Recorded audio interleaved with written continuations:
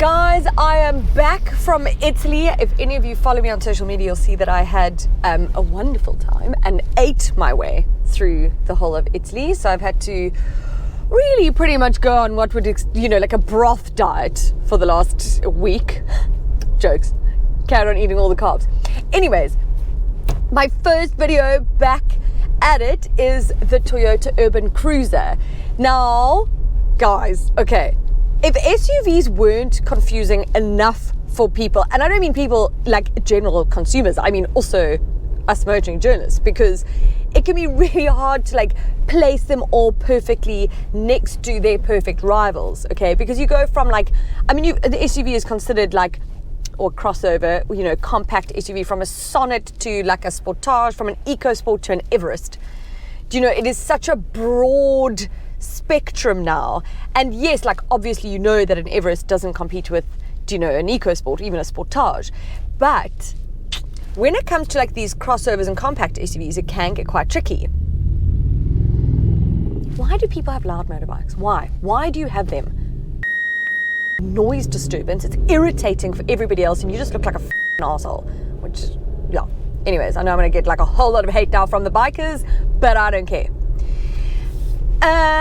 So this used to be the Urban Cruiser, aka Suzuki Vitara Brezza.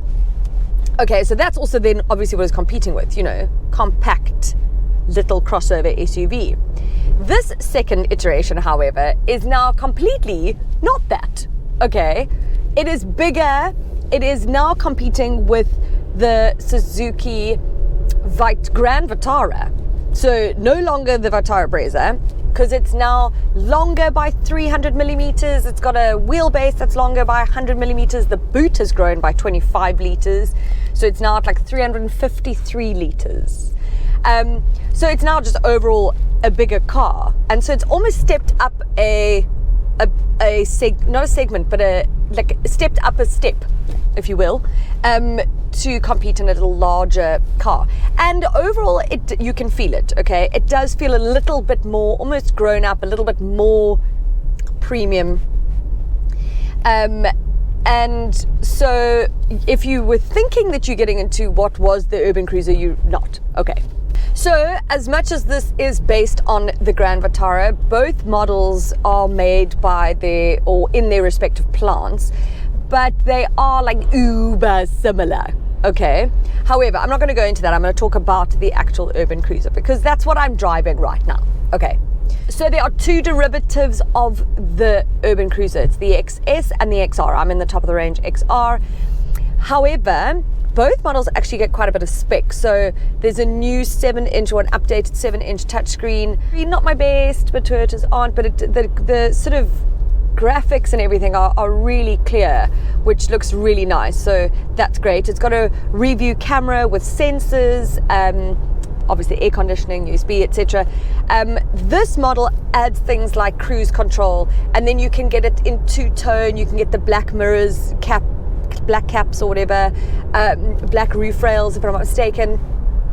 I think 17-inch alloys, so just like a little bit more fancy pants. But all three derivatives, so because you can manual and or auto, okay, are powered by Suzuki's 1.5 litre naturally aspirated petrol engine. You get 77 kilowatts of power and 138 newton meters of torque. Now, it's the same as what was in the old Urban Cruiser as well, / Brezza. But the problem is it's just not powerful enough. And especially now in a bigger car. I chose to get the auto, which is a 4-speed auto. You can get the 5-speed manual, which I have heard, you need the extra gear. You feel like you need that 6th gear. This 4-speed auto, it's called the Urban Cruiser, right? So it should be cruising around urban areas. The problem is, for me, is that's all good and well and done and everything, but it's a bigger car. It's one that I think you're not going to only be nipping around the city in. You might want to travel between towns. You're going to be on a highway or two. I'm now on an open road that you can do sort of 80 on, maybe 60. This car, like almost the minute it goes over sort of 70, starts to really hunt between sort of 3rd and 4th gear. and it winds up a hill and doesn't change, it drives me a little bit crazy, and it's quite loud and almost industrial. So for me, the sort of engine, the collab between the engine and this gearbox just doesn't do it justice. Like it lets this car down for me. Fuel consumption is what's the word, claimed at 6.1 litres per 100 Ks. I'm sitting at 8.5 litres. You could probably get it down to about 8, maybe just under 8, but it's definitely not going to be at 6.1, I can tell you, unless you drive like a snail pace. So I'll let you know, guys, it is 13 degrees here. 13 degrees. Okay, for us Cape Townians, that's bloody cold, especially when it's, after 9, 10 o'clock in the morning. But where I think this car is saved, so the starting price is at like 330,000 Rand. It goes up to, this auto is like 370,000 Rand, which all of them are actually not that much more expensive than the outgoing model, which is really good, okay, because you're getting a lot more.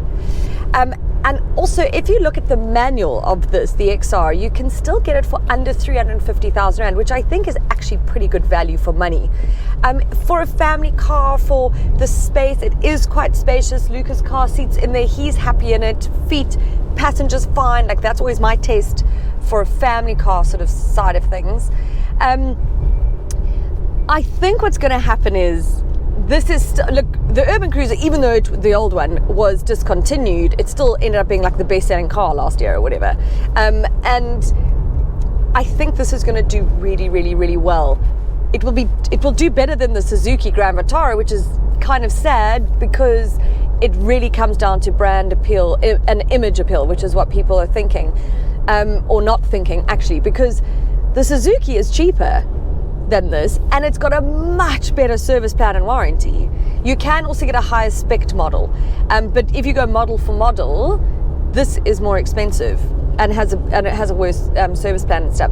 Oh, guys, just check out the Grand Vitara before. I mean, these are both, either way, it's going to be fine, but do your research, man. Anyways, let me get back to my normal life. This car in front of me has been doing, where's the speed? 40. Okay, here we go. Can you hear it? Can you hear it? Now, change! Oh my God, that's embarrassing. Not only does that guy, okay, I was really pissed off with him because he was driving so slowly, but now he knows I'm really angry at him.